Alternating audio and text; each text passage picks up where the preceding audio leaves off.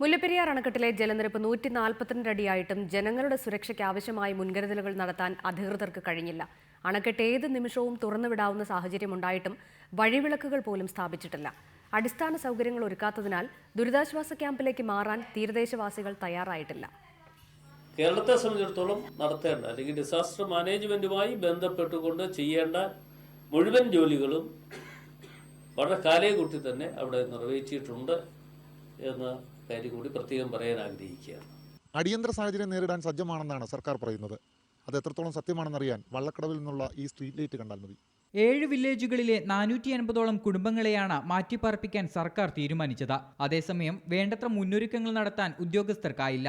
അണക്കെട്ടിന് അപകടം സംഭവിച്ചാൽ ആദ്യം ദുരന്തം നേരിടേണ്ടി വരുന്ന വള്ളക്കടവിൽ പോലും വഴിവിളക്കുകൾ സ്ഥാപിച്ചിട്ടില്ല. 3 വർഷമായി ഈ മേഖലയിൽ വഴിവിളക്കില്ലെന്ന് നാട്ടുകാർ പറയുന്നു. ഇവിടെ ഒരു 3 വർഷമായിട്ട് ഒറ്റ സ്ട്രീറ്റ് പോലും ഇവിടെ ഇല്ല. വള്ളക്കടവ് പ്രദേശത്തില്ല.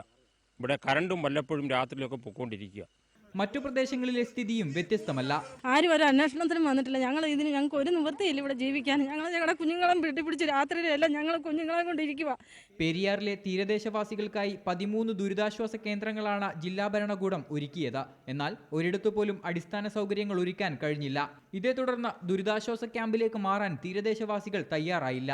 ദുരിതാശ്വാസ ക്യാമ്പ് സന്ദർശിക്കാനെത്തിയ ജില്ലാ കളക്ടറുടെ ചുമതല വഹിക്കുന്ന ADM VR മോഹനൻ പിള്ളയോട് നാട്ടുകാർ തന്നെ ഇക്കാര്യം ചൂണ്ടിക്കാട്ടി.